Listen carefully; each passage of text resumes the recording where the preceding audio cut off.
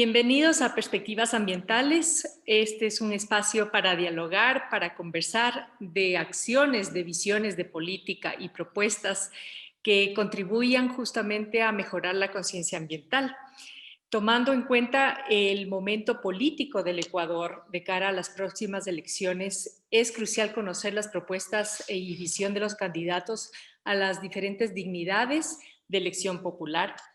El día de hoy contamos con la presencia de María Sara Gijón. Ella es candidata a vicepresidenta por la Izquierda Democrática, listas 12.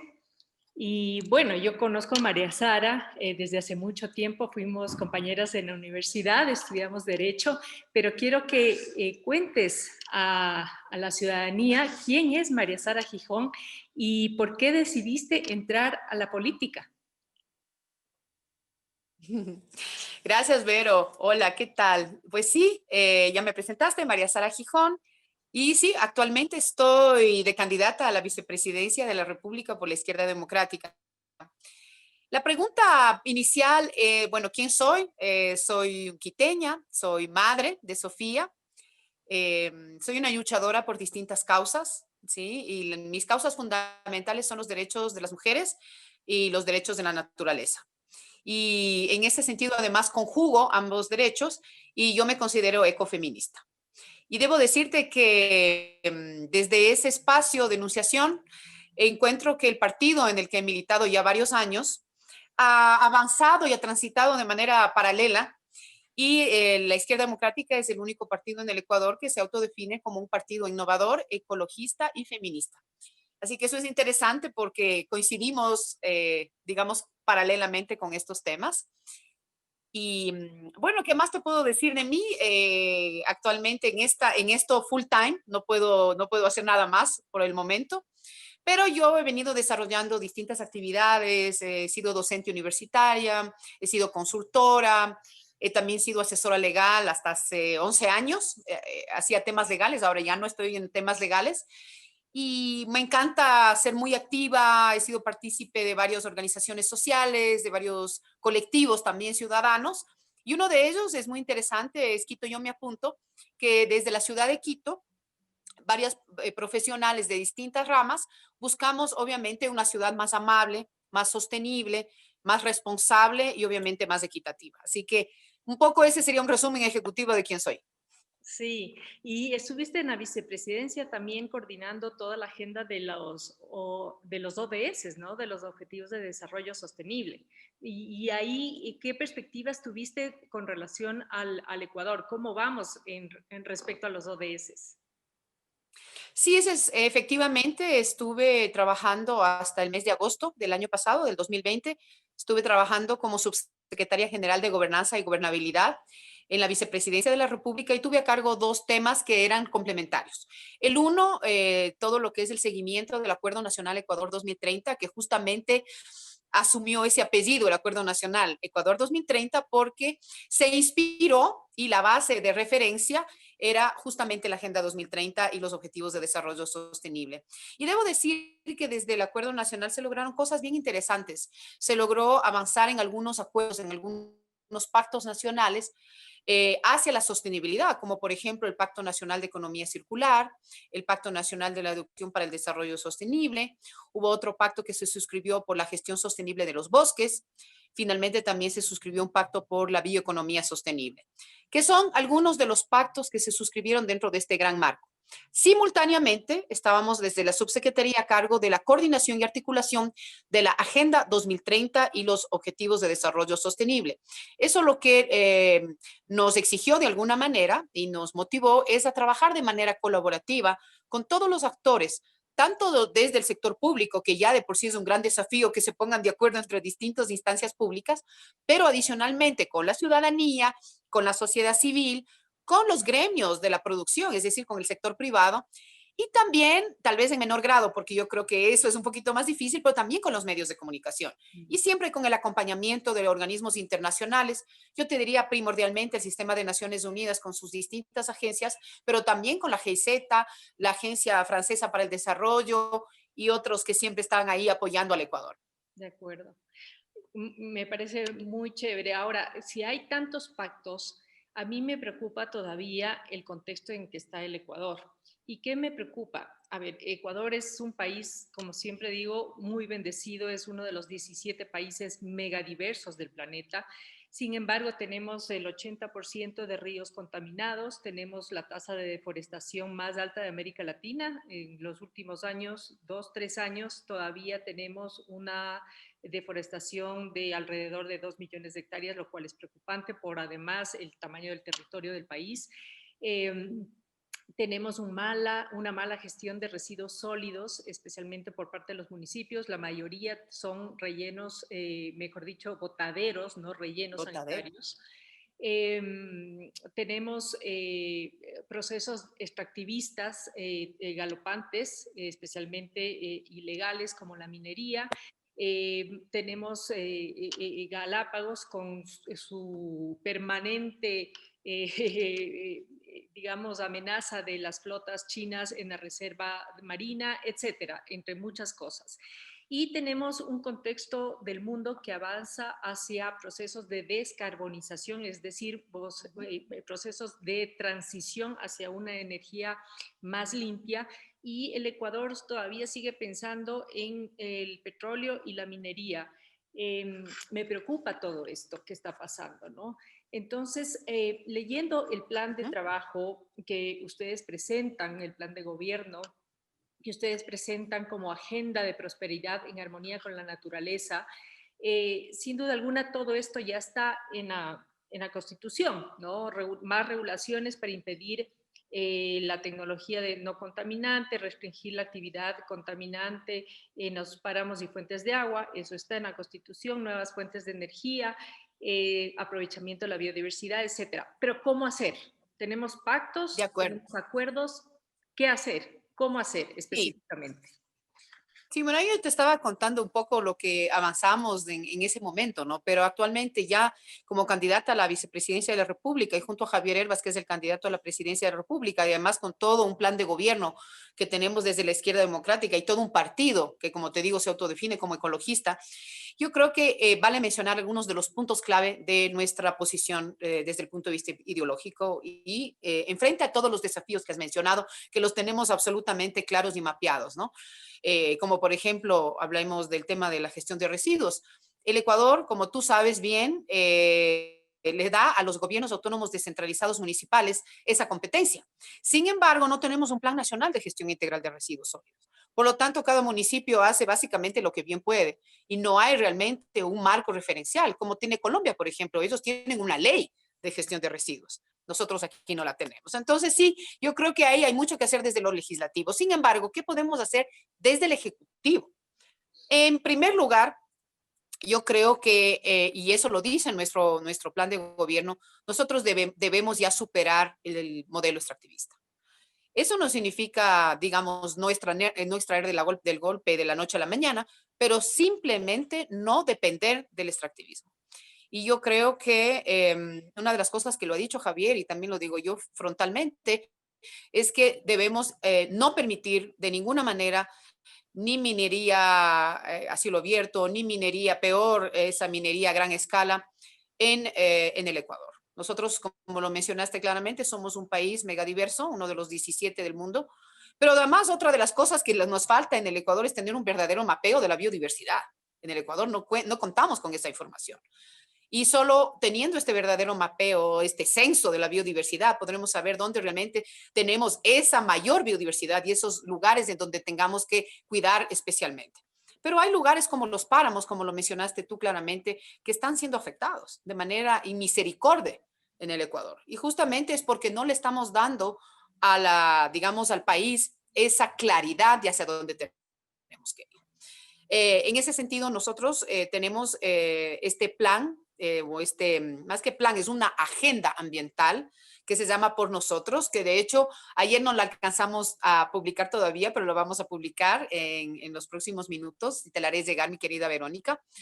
Y la idea es justamente que tenemos tres grandes temas en los que nos enfocamos. Uno, desde el punto de vista económico productivo, le estamos apuntando a los negocios sostenibles y a los empleos verdes. ¿Eso qué implica?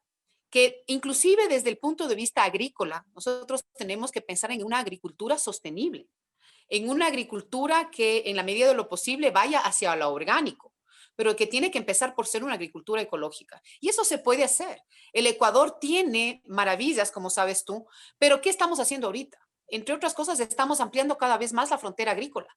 ¿Por qué? Porque no estamos desarrollando una agricultura que sea más productiva, por un lado, pero por otro lado, que realmente en base a la investigación y al desarrollo, hecha por los mismos ecuatorianos, podamos nosotros encontrar mecanismos de mayor productividad, pero sin afectar nuestros suelos.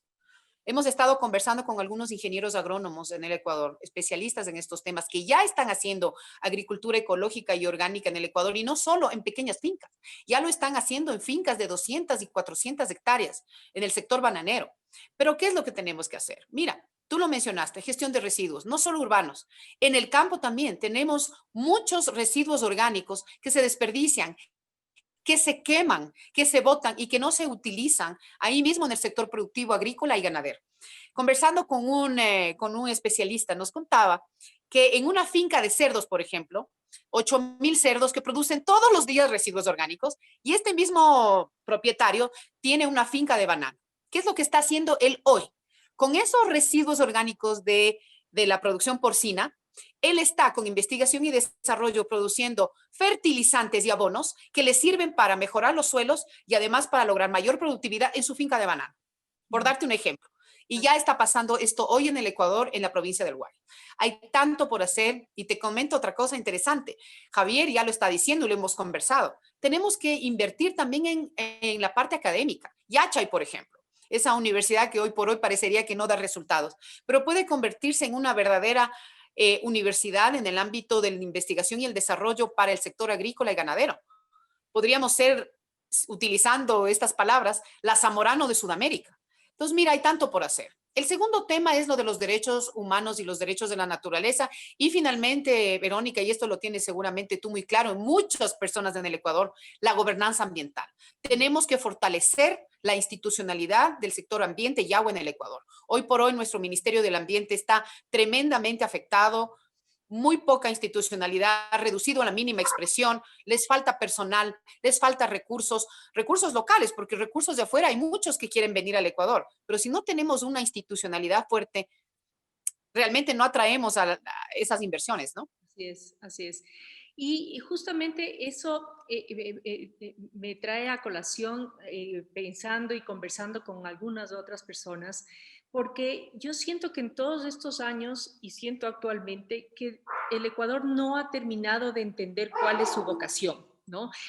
¿Cuál es la vocación de país? Le estamos dando que al banano, que al petróleo, que a la minería, y la verdad es que, a ver, Costa Rica hace 50 años, el presidente Figueres dijo, vamos a invertir en el presupuesto, ¿no? No ejército, no militares, sí a la educación, vamos a ser un país que va a conservar sus recursos y hoy por hoy ya tiene 50 años de trayectoria con una gran conservación de sus recursos, una muy buena economía basada en el turismo de naturaleza y hoy por hoy está liderando ya la transformación energética del país con un transporte público no contaminante, etcétera. Pero yo no veo que el Ecuador tiene ese sentido de hacia dónde vamos y cuál es la vocación. Definitivamente creo que tenemos un valor y una competitividad lo maravilloso que es, tenemos montañas, tenemos viento, tenemos energía solar de 7 a 7 de la mañana, es decir, todas las condiciones para generar energías renovables y dar ese cambio sustancial que necesita. Pero eso es importante que vean los decisores políticos y quienes van a gobernar este país para hacer un Ecuador de transición, si se quiere, porque obviamente no vamos a ser ilusos de un día a otro, decir no a la minería, no al petróleo y nos morimos todos de hambre. Por supuesto que sí, pero la negociación también tiene que cambiar. Nosotros no debemos negociar como un país pobre, sino como un país rico, ¿no? Pero eso tenemos que comprarlos y tenemos que internalizarlo. Ahora, esa transformación energética, María Sara, ¿es posible en el Ecuador? ¿Es posible visualizar este tipo de acciones a futuro con una institucionalidad fuerte?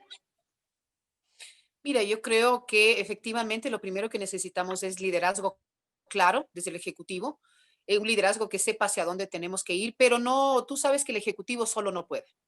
Yo creo que desde un gobierno que tenga más o menos clara la película de hacia dónde tenemos que ir, como te digo, transitar de ese modelo extractivista en el que hemos estado embarcados 50 años y del cual no podemos seguir ahí. Tenemos que salir de ese extractivismo, tenemos que apostarle a otros modelos económicos, productivos, sostenibles, sustentables, pensando realmente y aprovechando esa mega diversidad, apostándole a temas como la economía circular, como la bioeconomía y definitivamente, solo por dar dos ejemplos, evidentemente, y realmente entender, como dices tú, cuál es la verdadera dinámica territorial en el Ecuador, con toda esta diversidad que existe también entre cada una de las provincias. Yo creo que es el momento de sentarnos seriamente los distintos actores y con algunas de las cosas que ya se han avanzado, realmente pensar en algo en lo cual nos embarquemos todos. Y lo que mencionas tú, el tema de la transición energética. No puede ser que sigamos solamente con grandes y rimbombantes nombres, ¿sí? Que vamos a cambiar la matriz energética, que vamos a cambiar la matriz productiva. Pero son cosas que las definen tres, cuatro personas que se sientan en un escritorio, que famosos consultores internacionales y que después vienen con estas grandes ideas que nadie realmente las compra, Verónica. Lo que tenemos es que trabajar con la ciudadanía, tenemos que trabajar con las organizaciones sociales, tenemos que trabajar también con los gremios productivos, porque todos finalmente hacemos el país. Pero ¿qué es lo que tenemos que hacer? Una gran cruzada realmente de toda la ciudadanía, de los distintos actores sociales, económicos, culturales, porque el tema cultural también es muy importante, y políticos. Y en esto, obviamente, quien sea que gane las elecciones, tiene que tomar esa fuerza, ese liderazgo para sentarnos a conversar y sobre la base de las distintas posibilidades, como mencionas el caso de Costa Rica es extraordinario. Mira, esos ya tienen el plan de descarbonización al 2050, carbono neutral. Nosotros no estamos ni pensando en eso como país. Hay algunas ciudades que han avanzado, como Quito, evidentemente, está conversando sobre estos temas. También Guayaquil algo está hablando, pero mira, a la final, si no tienes un liderazgo a nivel nacional, más allá de lo que se puede hacer con dos o tres gobiernos autónomos descentralizados, también en Cuenca, obviamente, pero se necesita un liderazgo a nivel nacional y ese liderazgo lo tiene que dar el Ejecutivo y trabajar con todos los otros actores. Yo te digo, yo creo que sí lo podemos hacer, pero necesitamos algo importante. Yo creo que se necesita declarar la crisis climática en el Ecuador. Eso nadie lo ha hecho. Y yo creo que esa es una manera de llamar la atención y la gente, el rato que oye crisis o emergencia climática, pues ahí sí nos vamos a poner seriamente a destinar los recursos necesarios para salir de esto. Y quería mencionar lo de Galápagos. Lo de Galápagos, evidentemente, lo que más suena es lo de la reserva marina y lo del peligro de las flotas pesqueras. Y a propósito, no son solo internacionales, la flota pesquera ecuatoriana también tiene su responsabilidad ahí. Sí. Pero ¿qué es lo que necesitamos nuevamente? Necesitamos liderazgo. Necesitamos que las Galápagos no sean tratadas como una provincia más. Galápagos es una joya, pero no del Ecuador, es joya mundial y todo el mundo está mirando a Galápagos, pero aprovechemos de esa realidad y consigamos que el concierto internacional con un liderazgo nacional realmente le tomemos en serio a las Islas Galápagos y al resto del Ecuador. Así es. Me gusta mucho dos cosas. El acuerdo, yo creo que es posible, estamos hablando de en Estados Unidos de un New Green Deal, un acuerdo que lo va a liderar Joe Biden, inclusive porque ya mencionó que va a volver al Acuerdo de París. La Unión Europea está hablando de la reactivación post-COVID verde. Y yo creo que todos los países, y eso estamos empujando desde América Latina, yo desde la posición que estoy actualmente frente a la coalición de ciudades capitales frente al cambio climático, de trabajar en una emergencia climática justamente para que se tomen estas Así es. actividades muy en serio y se hable de procesos de descarbonización en las ciudades. Ahora, y la emergencia climática lo ha mencionado varias veces el secretario general de Naciones Unidas. Y la próxima semana, justamente en Davos, se va a hablar sobre la sexta extinción masiva a la que estamos llevando los seres humanos por nuestro accionar y el compromiso de más de 50 países de generar el 30% de los océanos y mares y de tierra también hacia unas áreas protegidas, ¿no? Estamos hablando de áreas marinas protegidas, inclusive porque además se ha demostrado que pueden aumentar la población de peces, ¿no es cierto?, en un 600%, regulan el clima, regulan la temperatura, son sumideros de carbono, es decir, para todo lo que es seguridad alimentaria de todo el planeta son sumamente importantes las reservas marinas, ¿no? Y las áreas protegidas. El Ecuador tiene a su haber el 20% de áreas protegidas. Ahora con un ministerio tan débil y tan debilitado, pues vamos a ver qué es lo que va a pasar a futuro. Pero ese mandato a nivel mundial es importantísimo, el proteger la naturaleza, que además ha demostrado que se puede crear muchos empleos. ¿Qué haría el gobierno de la izquierda democrática con Javier Hervas y con María Sara Gijón en caso de que lleguen justamente a tener estos cargos? ¿Qué harían para parar esta pérdida de la naturaleza? En Bueno, dos como te palabras. mencioné en la parte, sí, sí, tenemos que declarar la emergencia sanitaria, perdón, la emergencia climática. Tenemos necesariamente que destinar recursos suficientes para que el Sistema Nacional de Áreas Protegidas realmente funcione, porque hoy por hoy son muy pocos los parques nacionales que reciben algún tipo de recurso que le vuelva sostenible y sustentable al mismo tiempo. Debemos entonces pensar tal vez en una empresa pública que pueda gestionar estos recursos de manera efectiva. Y como te dije, necesitamos ese censo, ese mapeo de esa biodiversidad para saber qué nuevas áreas protegidas debemos ingresar al sistema nacional. Pero eso lo tenemos que hacer con recursos. Y el recurso no solamente es financiero, también es el recurso humano adecuado. Y para ello hay que fortalecer nuestra gobernanza ambiental y la institucionalidad del ámbito ambiental, no solamente a nivel nacional, tenemos que trabajar también con los GATS. Así que mira, hay mucho por hacer, pero yo creo que hay que empezar por ahí. Tenemos que tener liderazgo y gestión efectiva que hoy por hoy no existe. Sí.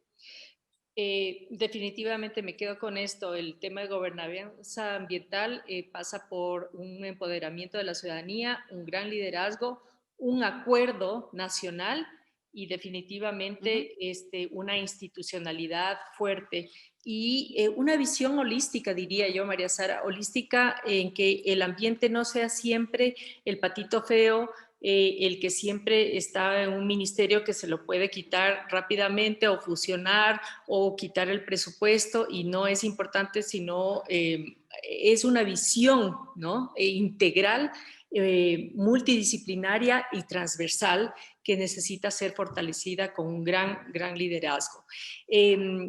Me queda una última pregunta, porque siempre me hacen este tipo de preguntas en las entrevistas que me hacen. ¿Y qué la ciudadanía? Porque no podemos lanzarlos a los decisores políticos que siempre estén haciendo las cosas. Tienen que hacer y generar la política pública.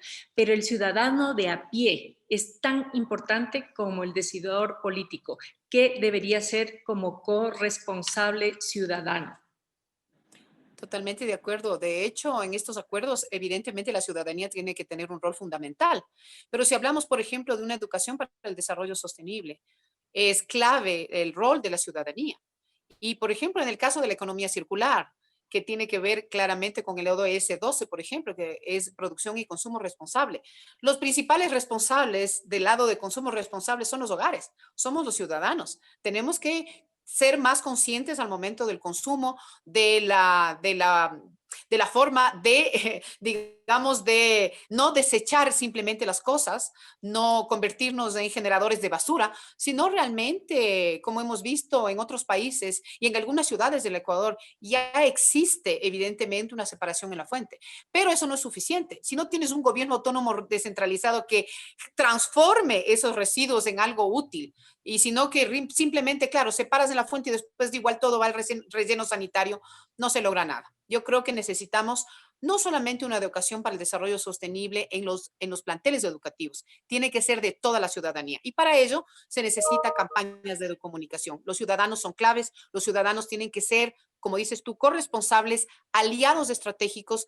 Y finalmente mencionarte que en el tema de la gobernanza ambiental no es solamente el Ministerio de Ambiente y Agua. Estamos hablando de varios ministerios, Ministerio de Agricultura, Ganadería, Ministerio de Producción, Comercio Exterior, Inversiones en Pesca, inclusive el Ministerio de Salud Pública, porque mira, cuántos temas relacionados con el ambiente, la mala gestión finalmente tiene un impacto en la salud pública. Entonces, decirte que es un tema evidentemente transversal, evidentemente multisectorial, evidentemente multiactorial, en donde todos los actores tenemos que ser parte. Así que estamos totalmente de acuerdo, Verónica, y la invitación es a que sigamos trabajando de manera colaborativa en donde quiera que terminemos, ¿no? Cada una de nosotras nos hemos encontrado tú y yo a lo largo de la vida y seguiremos trabajando de manera colaborativa. Así es, así es. Y este es justamente uno de los espacios que creamos porque necesitamos espacios de reflexión, de conversación, de planteamiento, de ideas y de educación, ¿no? Para la ciudadanía y quienes nos oigan sobre gente que está haciendo cosas, pero que también necesita saber qué está haciendo los demás y que también traigan ideas. Así que, bueno, esperamos que los candidatos puedan cumplir con lo ofrecido y sus planes de gobierno. Te deseamos mucha suerte, María Sara, y con esto cerramos este espacio agradeciéndote muchísimo por acompañarnos y nos vemos en una próxima oportunidad en Perspectivas Ambientales. Muchas gracias.